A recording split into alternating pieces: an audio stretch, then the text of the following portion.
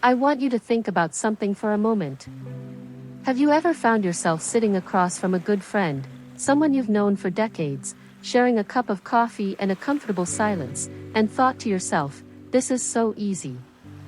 This feels just right. There's a deep sense of peace in that kind of connection, isn't there?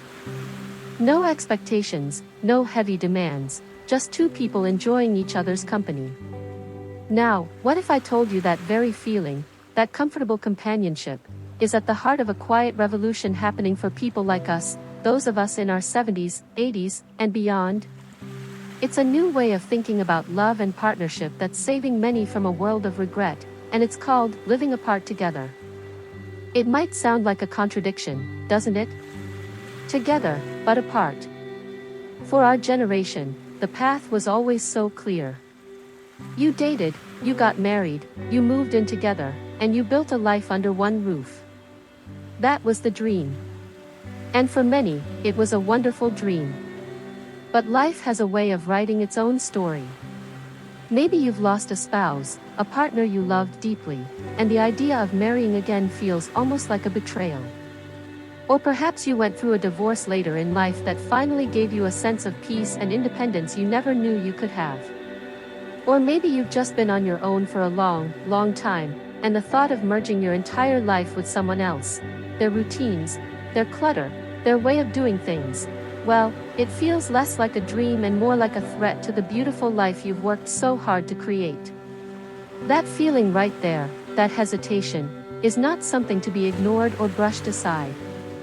It's your wisdom speaking. It's 70, 80, 90 years of experience telling you what you truly need to be happy. And for a growing number of us, what we need is love without the entanglement. Companionship without the complication. We want someone to go to the museum with on a Tuesday afternoon, someone to hold our hand during a scary doctor's appointment, someone to laugh with over a silly movie. But we also want to come home to our own space, our own things arranged just the way we like them, our own quiet routines. We want to choose to be together, not because we have to, but because we want to, every single day. I want to introduce you to my friend, Arthur. Arthur is 78. He lost his wife, Eleanor, to cancer about 10 years ago. They were married for 45 years. He adored her. A few years ago, he met a wonderful woman named Beatrice at a community gardening club.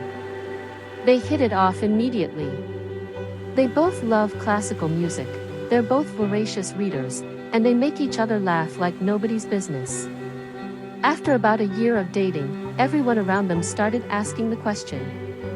So, when are you two going to make it official? When is Beatrice moving in? Arthur told me he felt this immense pressure, this expectation from his children, his friends, even from Beatrice herself. The traditional script was right there, waiting for him to follow it. But in his heart, he was terrified. He still has pictures of Eleanor around his house. He still sleeps on his side of the bed. His morning ritual of reading the paper with his specific brand of coffee in his favorite mug is a sacred part of his day. The thought of blending all of that, of disrupting the sanctuary he had built after his grief, filled him with a sense of dread.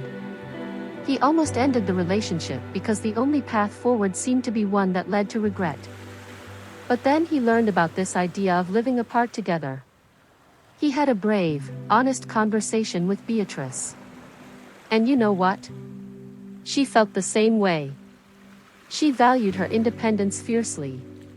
She loved her book club nights with her girlfriends and didn't want to give up her cozy apartment that was just a bus ride away from her grandchildren.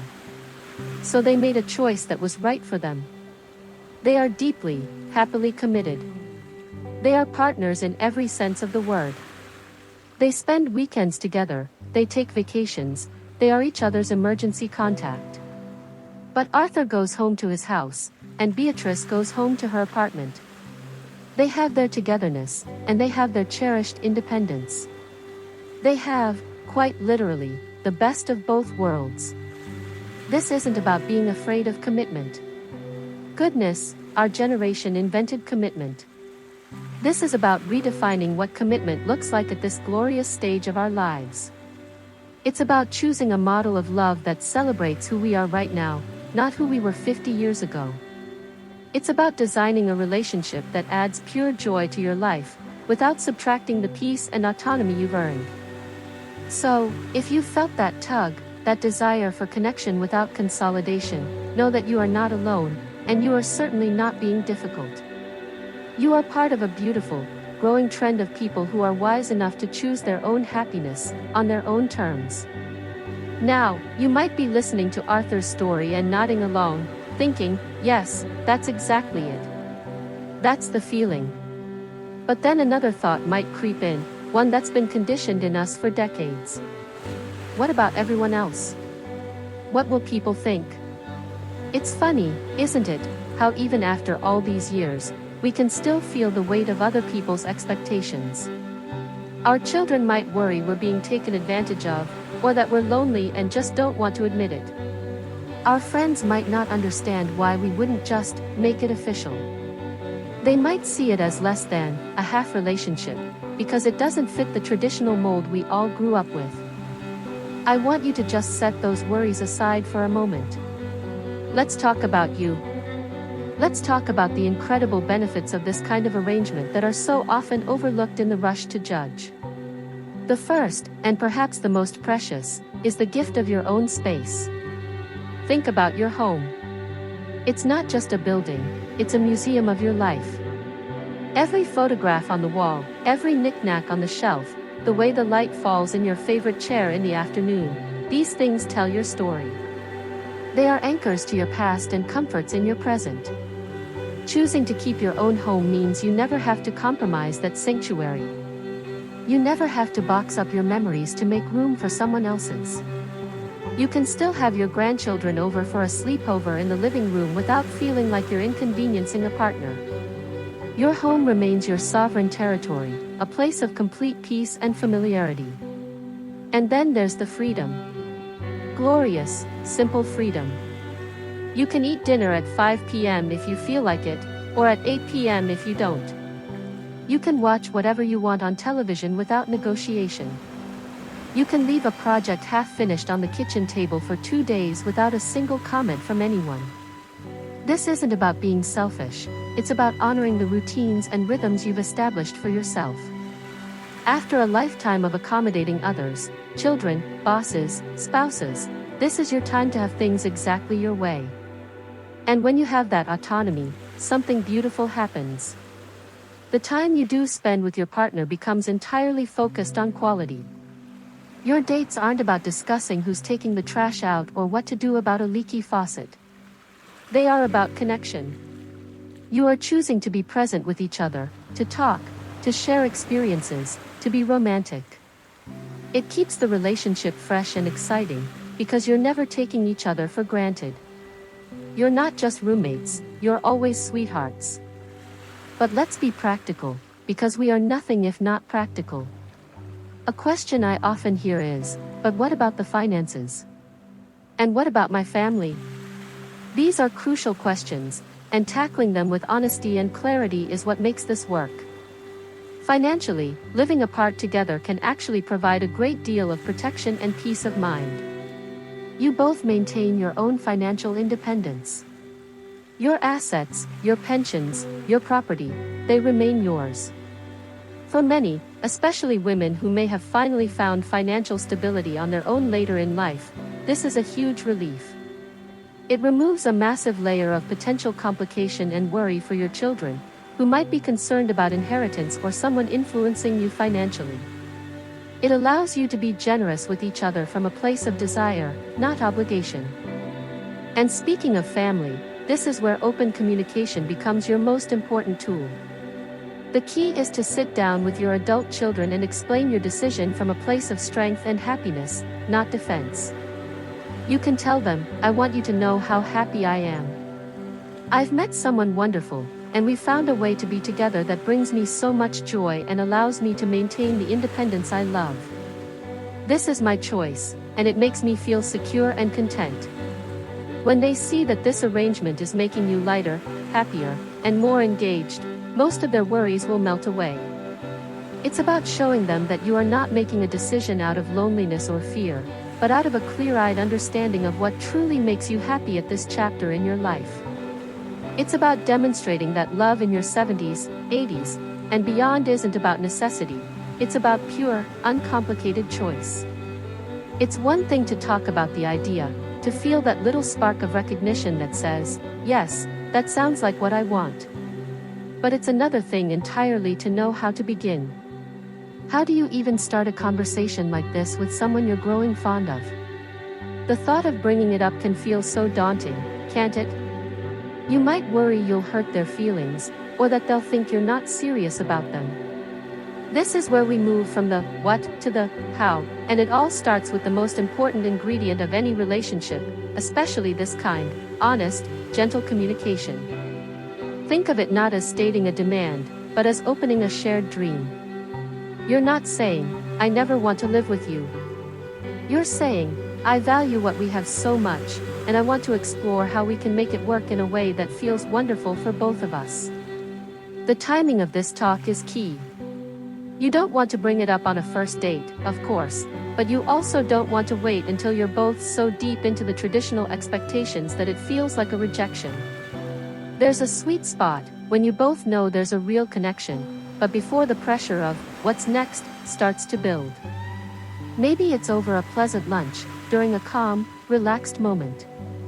You could start by sharing how much you enjoy your own space, your little routines. You could say something like, I was thinking this morning how much I love my quiet time with my coffee and the birds outside my window. It's these little things that make me so happy. That opens the door. It's a way of saying what you value without it being a confrontation. Then, you can gently ask them about their own life. What are the parts of your day you really cherish? Listen to their answer. Really listen. You might find they feel the exact same way. This conversation isn't a one-time event, it's an ongoing dialogue. You'll talk about the practicalities, the dreams, the concerns. You'll need to discuss how often you'd like to see each other. Is it a few times a week? Weekends? There's no right answer, only what feels balanced and fulfilling for you both. You'll talk about holidays and family events. Will you attend them together? How will you introduce each other? This is my partner, is a beautiful, strong, and clear term that more and more people are using. It signifies a deep commitment without the assumptions that come with boyfriend or girlfriend. And of course, you have to talk about the future. This is perhaps the most compassionate part of the whole arrangement. What happens if one of you becomes ill? Or can no longer live independently? These are hard questions, but we are at an age where not asking them is a far greater risk. Having a plan is an act of love. It might mean that one of you chooses to move in, temporarily or permanently, to become a caregiver. But it might also mean that you both agree to rely on family or professional care to maintain the dynamic of your relationship as long as possible. The key is that you talk about it now, while you're both healthy and clear-headed. You make a plan that respects both your commitment to each other and your commitment to the individual lives you've built. This isn't about being less committed, it's about being committed in a more thoughtful, realistic way. It's about looking out for each other's well-being, both emotional and physical, without losing sight of your own. It proves that your relationship is built on honesty and practical care, not just on tradition or assumption. And that kind of foundation, well, that's something truly special. Now, for all its beauty, this path isn't without its bumps. It would be dishonest to suggest that living apart together is always a walk in the park. Like any meaningful relationship, it requires work, understanding, and a good dose of realism. One of the biggest challenges you might face is that feeling of being in between. You're not single, but your relationship might feel invisible to others. When you go home alone after a lovely evening, there might be a moment of loneliness that you wouldn't feel if you were sharing a house. There's also the practical challenge of coordinating two separate households. You might find yourself saying, I know I have a can of tomato soup somewhere, but is it at my place or yours? It sounds silly, but these little things can add up. And then there are the outside pressures.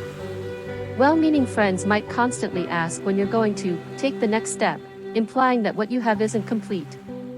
This can be frustrating, and it can sometimes plant a seed of doubt. The key to navigating these challenges is to constantly come back to your why. Why did you choose this in the first place? Remember the peace of your own space. Remember the joy of your independence. Remember that the occasional logistical hiccup or moment of questions from others is a small price to pay for the profound sense of autonomy and tailored companionship you've created. You have to be your relationship's biggest cheerleader, because you've chosen a path that is beautifully, intentionally outside the ordinary. It's also so important to nurture the connection intentionally. When you don't have the passive togetherness of sharing a roof, you have to create active togetherness. This is where the magic really happens. You get to keep dating each other. Plan those dates. Get dressed up for each other. Try new restaurants, go for drives to see the fall colors, visit a museum you've never been to. The effort you put into planning your time together reinforces its value. But also, embrace the technology that can bridge the gap between visits. A good morning text, a quick phone call to share a funny story, even a video chat to have a virtual cup of coffee together. These small gestures maintain the thread of connection and make the distance between your homes feel insignificant. They remind you that your relationship lives in the warmth between you, not in the shared space of a hallway closet. This journey asks you to be brave. It asks you to define love on your own terms. And that can feel vulnerable. You might wonder if you're being too cautious, or if you're missing out on a deeper level of intimacy. But I want you to reframe that thought. What could be more intimate than being chosen, day after day? What could be deeper than a partnership built not on obligation or convenience, but on genuine desire and mutual respect for each other's whole lives? This model allows for a different kind of depth, one based on unwavering choice, clear-eyed honesty, and the celebration of two whole, independent people who simply love being in each other's orbit.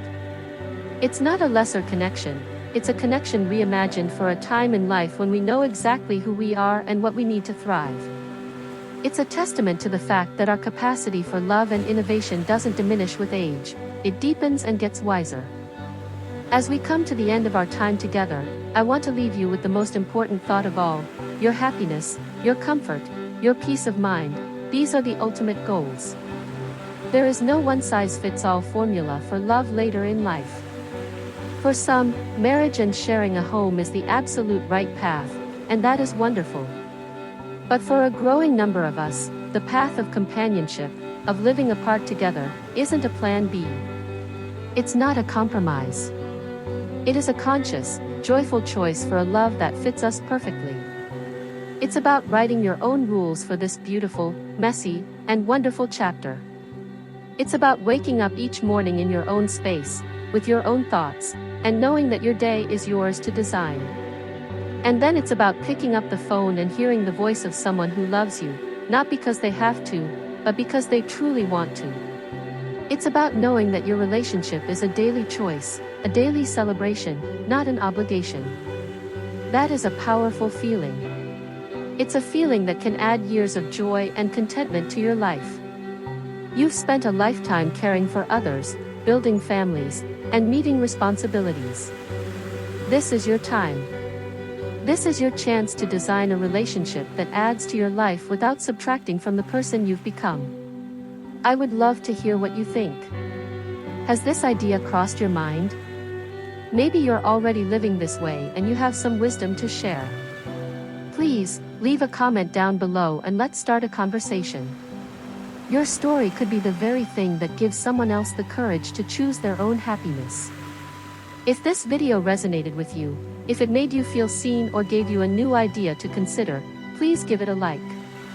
And if you'd like to join me for more conversations like this, about living our very best lives as we age, please hit that subscribe button and ring the bell so you don't miss a thing. Thank you so much for spending this time with me today. Remember, your life is your masterpiece, and you are the artist. Never stop designing it in a way that brings you joy. From my heart to yours, here's to love, here's to companionship, and here's to living your truth, exactly as you choose. Take care, and I'll see you next time.